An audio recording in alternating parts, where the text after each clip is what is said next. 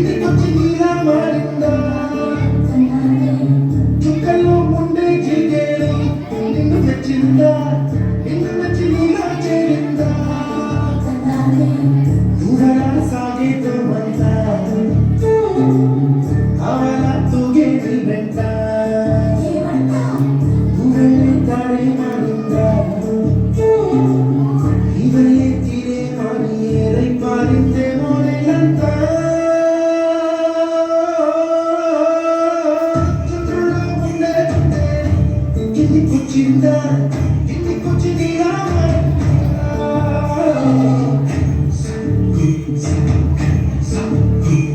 రెండుసార్లు heart stroke వచ్చింది. ఇంకోసారి వచ్చిందంటే బ్రతకడం కష్టం. నీకు చాలా సార్లు చెప్పాను నువ్వు ఎక్కువ పని చేయకుండా రెస్ట్ తీసుకో అని. కానీ నువ్వు కూతురు ఆనందం అని చెప్పి నీ ఆరోగ్యం పాడు చేసుకో. ఇలా అయితే బ్రతకడం కష్టమే. నా కూతురి ఆనందం కంటే నాకు ఏది ముఖ్యం కాదు. తనని ఆనందంగా ఉంచడంలోనే నేను ఆనందపడ్డా. నాన్న త్వరగా రా నాన్న, నాకు బాగా ఆకలిస్తుంది. తొందరగా ఇంటికి వెళ్ళిపోదాం. మరేం పర్లేదు డాక్టర్, నేను చూసుకుంటాను.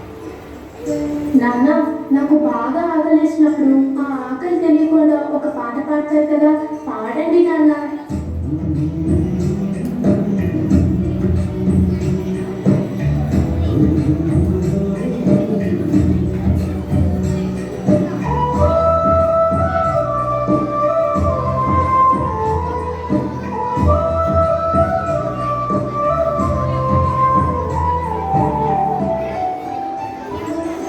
గుమ్మడి గుమ్మడి ఆడిందంటే అమ్మాయి డాడీ పుట్టిడు మనసి కూర్చుంది చింగారి చింగారి పుల్లిందంటే చింగారి మమ్మీ చెప్పుకుంటే చెల్లి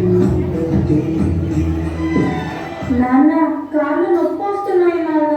వద్దంటే దినదే పగలంతా ఆడి పాడి ముద్దైనదే పరిగెత్తే పైనే చిలకల్లే చెవిలో ఎన్నో సునాడి పడుకోవే పన్నెండైనా చేయాలి గుమ్మాడి గుమ్మాడి ఆడిందంటే అమ్మాడి డాడీ కూతురు వేసి కూర్చుంటుంది. చంద్రయ్య ఎక్కడయ్యా నా అద్దె డబ్బులు? 6 నెలల నుండి అడుగుతున్నాను, ఈ రోజుకి ఇంకా చెప్పలేదు. ఇలా అయితే ఉండదయ్యా. నా ఇల్లు ఇప్పుడే ఈ క్షణమే ఖాళీ చేసి వెళ్ళిపోను. అది కొంచెం చిన్నగా మాట్లాడినాను. లోపల నా కూతురు నిద్రపోతుంది. ఎందుకంటే బాధపడుతుంది. ఎలాగైనా ఈ రోజు డబ్బులు పెట్టేస్తాను. ఏంటి చిన్నగా మాట్లాడాలా? అద్దె కట్టడం చేత కాదు కానీ కూతురు ముందు పరువు కావాల్సి వచ్చిందా? రేపటి కల్లా నా అద్దె డబ్బులు నాకు ఇవ్వకపోతే ఇంట్లో ఒక్క సామాను కూడా ఉందేమో. ఏమైంది నాన్న? ఏం లేదు, పడు. నేను మొత్తం విన్నాను నాన్న, నువ్వేం బాధపడకు నాన్న. నేను బాగా చదువుకొని ఒక మంచి ఉద్యోగం చేస్తాను. మనమే ఒక మంచిని కట్టుకొని ఆనందంగా ఉందాం. అప్పుడు ఎవరికి డబ్బులు ఇవ్వాల్సిన అవసరం లేదు కదా. నువ్వేం బాధపడకు నాన్న. ఎన్నెన్నో ఆశలతో పెంచాను నా గుండెల్లో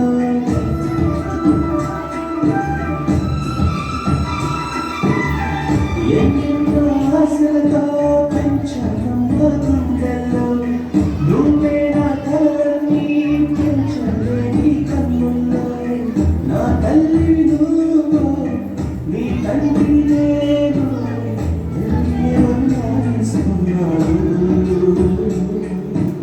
ఏమైంది నాన్న? డాన్స్ చెయ్యి నాన్న. చిత్తంగా చూస్తుంటే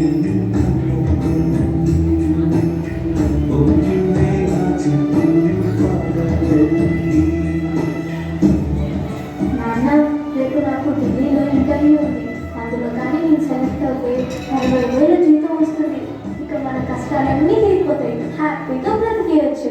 నీ ప్రశ్నలు ఎవ్వరూ బదులుగా జాగ్రత్తమ్మా, నీకోసం ఎదురు చూస్తూ ఉంటాను. త్వరగా వచ్చేవా? ఖచ్చితంగా ఆ జాబ్ని సంపాదించే వస్తా. ఏ గారు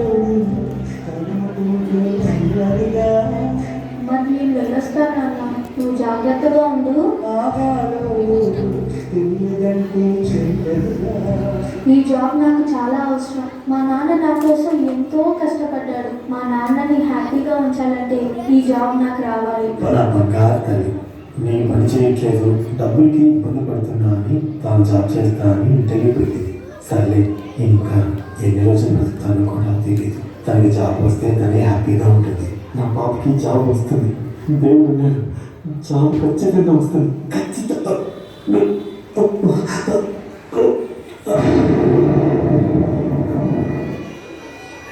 పొలకడిగా కడిగా జాలి కొడలే గారం మనగా. You are selected. నీకు ఈ జాబ్ వచ్చింది. Thank you so much sir. నాకు జాబ్ వచ్చిందని తెలిస్తే మా నాన్న చాలా హ్యాపీగా ఫీల్ అవుతారు. ఇప్పుడే ఈ విషయం మా నాన్నకు చెప్పాలి.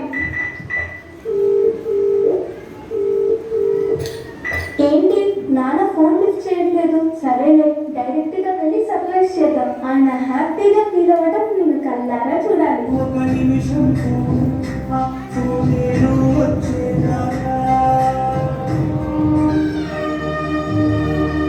నాన్న లేదు నాన్న, నాకు జాబ్ వచ్చింది నాన్న. మనం హ్యాపీగా బతికేస్తున్నాం నాన్న. లేదు నాన్న, నాకు భయం వేస్తుంది నాన్న. నాన్న.